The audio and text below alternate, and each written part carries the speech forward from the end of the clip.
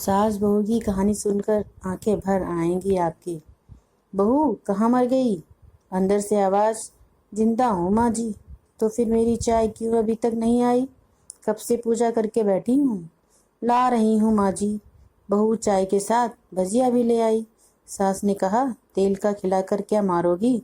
बहू ने कहा ठीक है माँ जी, ले जाती हूँ। सास ने कहा रहने दे, अब बना दिया है तो खा लेती हूँ। सास ने भजिया उठाई और कहा कितनी गंदी भजिया बनाई है तुमने। बहू माँ जी मुझे कपड़े धोने हैं, मैं जाती हूँ। बहू दरवाजे के पास छिपकर खड़ी हो गई।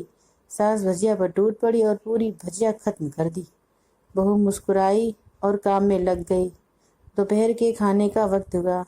सास ने आवाज़ लगाई, कुछ खाने को मिलेगा? बहू ने आवाज़ नहीं दी। सास फिर चिल्लाई, भूखे मारोगी क्या? बहू आई, सामने खिचड़ी रख दी।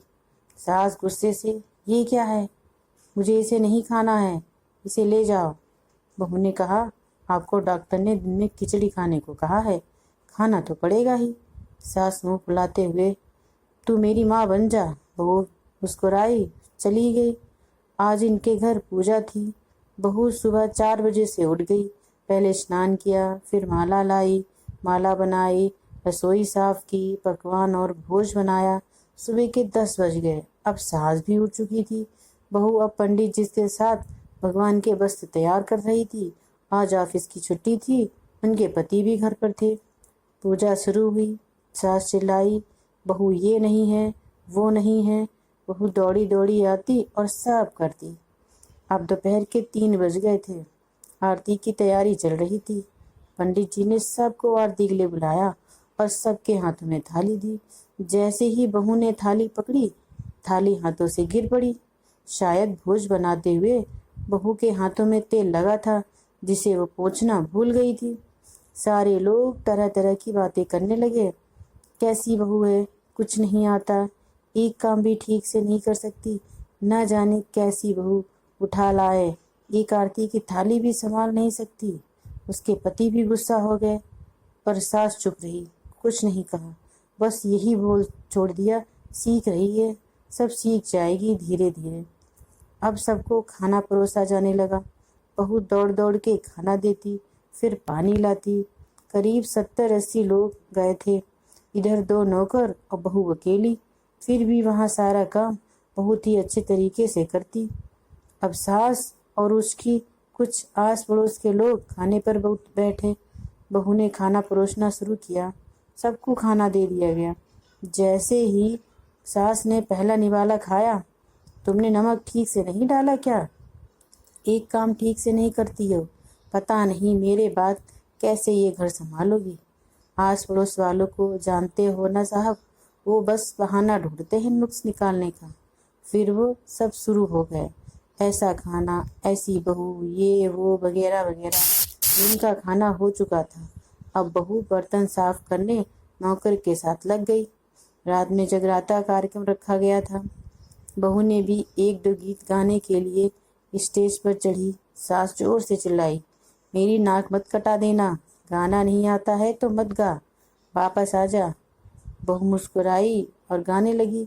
सब ने उसके गाने की तारीफ की, पर सास मुंह फुलाते हुए बोली, इससे अच्छा तो मैं गाती थी जवानी में, तुझे तो कुछ नहीं आता। बहू मुस्कुराई और चली गई। अब रात का खाना खिलाया जा रहा था। उसके पति के ऑफिस के दोस्त साइड में ही ड्रिंक करने लगे। उसका पति चिल्लाता, थोड़ा बर्फ लाओ, तो सास चिल्लाती, यहाँ दाल नहीं है। फिर चिल्लाता, कोल्ड ड्रिंक नहीं है, पापड़ ले आओ।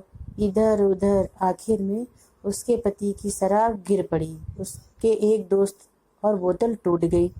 पति गुस्से में 2 थप्पड़ अपनी पत्नी को लगाते हुए कहता है, जाहिल कहीं की, देख कर नहीं कर सकती, तुझे इतना भी काम नहीं आता। सारे लोग देखने लगे। उसकी पत्नी रोते हुए कमरे तरफ दौड़ गई।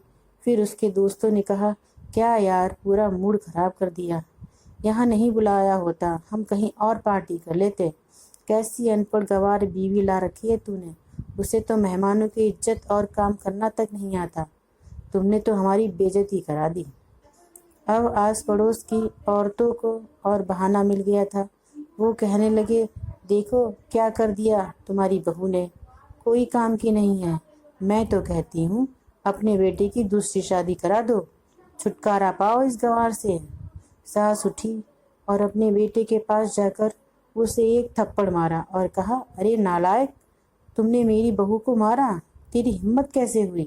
تیری ٹانگیں توڑ دوں گی۔ اس کے بیٹے کے دوست کچھ کہنے ہی والے تھے کہ اس کی ماں نے گھرتے ہوئے کہا، چپ، بالکل چپ، یہاں دارو پینے آئے ہو، جبکہ پتہ ہے آج پوجا ہے اور تمہیں پارٹی کرنی ہے۔ کیسے سنسکار دیے ہیں تمہارے ماتا پتا نے؟ اور کس نے کہا میری بہو کو جاہل؟ بولو ذرا، آؤ چپل سے ماروں گی اگر میری بہو کو کسی نے سبت بھی کہا۔ ارے پاپی، تو نے اس لڑکی کو بس اس لیے مارا کہ تیری شراب کی بوتل ٹوٹ گئی؟